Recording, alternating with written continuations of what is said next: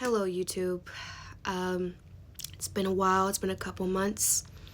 And I'm just here to tell you exactly what's been going on with me.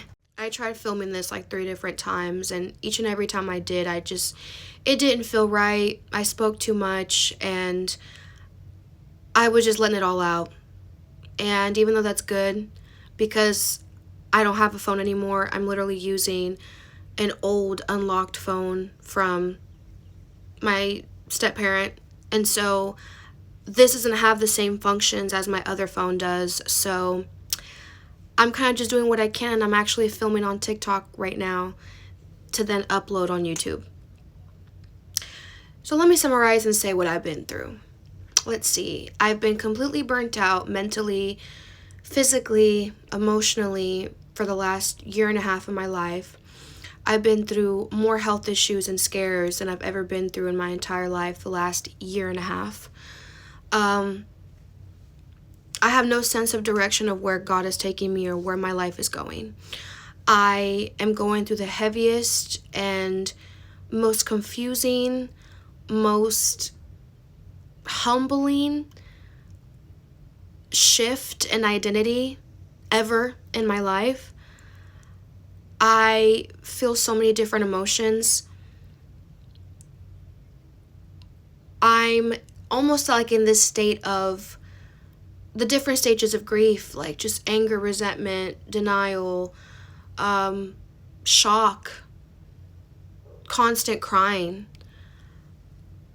I went from basically leaving my hometown because it was very toxic and just so much things went on, feeling like God was leading me out. And I was inspired by all the people that I saw on social media that said, God led me out of my hometown and then he blessed me with all these things, right? And I got a do-over. So I thought that's kind of how my story was going to go, that God was bringing me out of my hometown to give me a do-over into a healthier, better environment. And my life has looked everything but that. I've been through so many things, and I've uploaded different videos explaining kind of my journey. But I'm here to talk about what happened while I was gone on my journey. The last 6-7 months of my life, I really heavily contemplated if I should just go back home. Whatever that home was, it didn't feel like home, but to go back to my hometown, because I was waiting for God to come through for me, because all the ways that I try to get myself out of my situation, it didn't happen. So all I knew what to do, and I faced constant rejections to get a car, to get housing. It was just constant. I didn't know what was going on and why I was being blocked.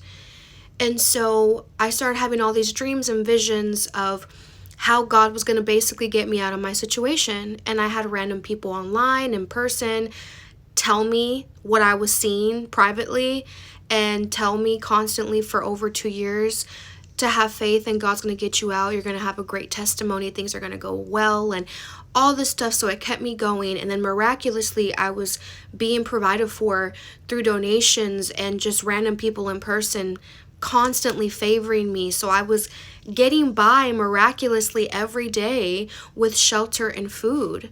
So I went back to my hometown 3 different times, hoping that, okay, maybe things have changed. Maybe I could just start over here. Maybe I could just work and love being here, right? And every time I've came back, it was always super toxic. It was always back to the same thing. It was never the experience that I anticipated at all. It was much worse than before, honestly, every time I came back.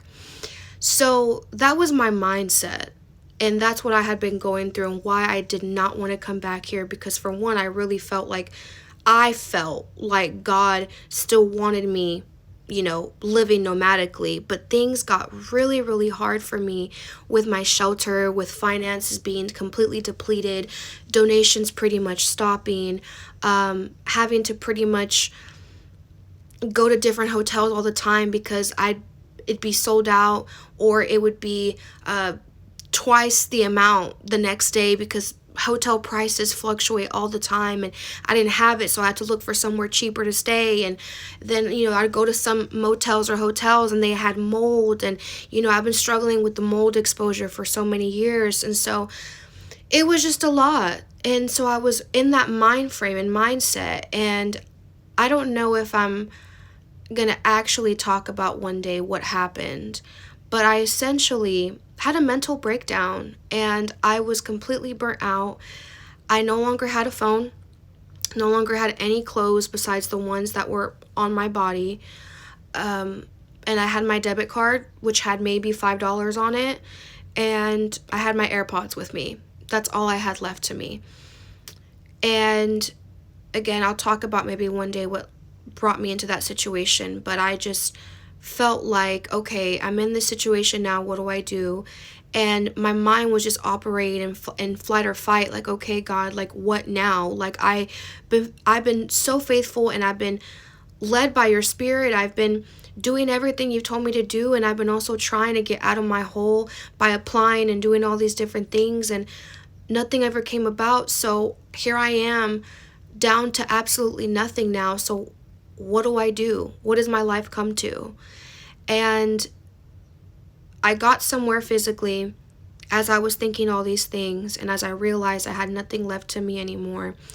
And there was a woman that was supposedly going to help me with my situation. She saw what situation I was in. She offered to help, and I had a bad feeling about it, and I had this urgency to leave, but I didn't know where to leave to, and I was just tired of being on the run all the time and not really having a stable place to stay. So I ignored that feeling, and I trusted when this woman told me she was going to get me help of some sort. She ended up calling the cops. They asked me a whole bunch of questions about my life. They wanted to do a wellness check, but first they disguised it as, oh, we're going to help you get to a safe place with, all new stuff, and we're going to help you. And in reality, they called the hospital. Ambulance came, told me to go to the hospital. Whole time, no one was telling me anything. They were just like, we want to make sure you're good so we can take you to a nice and trusted place, because we want to help you. I was like, okay. Now I know that they thought I was completely crazy, in psychosis, because I was telling them about my traveling experiences and the miracles I've been through with God. They thought I was completely crazy. They hospitalized me for 2 days, had me on suicide watch. Now I know it was suicide watch. Didn't know what it was. Never been in a situation like that in my life. Then they kept lying to me and delaying my process of leaving, and they kept saying that I was going to leave, but I had a gut feeling I wasn't. And at that point, I was either going to have to deal with whatever they were going to put me through, or I was going to have the opportunity to run and escape. But I had no energy, no power to risk my life like that and just run out of a hospital. So I just submitted to whatever they put me through. They gave me unknown medication. They forced me, after 2 days of being there, they forced me to go into a mental hospital. This mental hospital medicated me, put me through hell, and forced me to take medication, even though I denied it several times, and threatened me and said that if I didn't, that I basically wouldn't have the ability to leave when I wanted to. I witnessed a lot of abuse while I was there with staff and patients. I ended up having to minister and be there as a source of encouragement, hope, and protection for a couple of patients there because of all the abuse and different things. I was forced to call one of my parents to get me out of there because I had no choice. Otherwise, I would have been kept there and been drugged longer, and God knows what would have happened to me. And now I know that there was a lot of abuse and reviews talking about that facility and how dangerous it was. And so I was forced to come back to my hometown. I've been here for maybe about 2 weeks. Like I said, my parents are in the worst financial circumstance of their life, so they literally have not been able to really help me with anything except for shelter and a bed. I've applied for food stamps. I've been denied.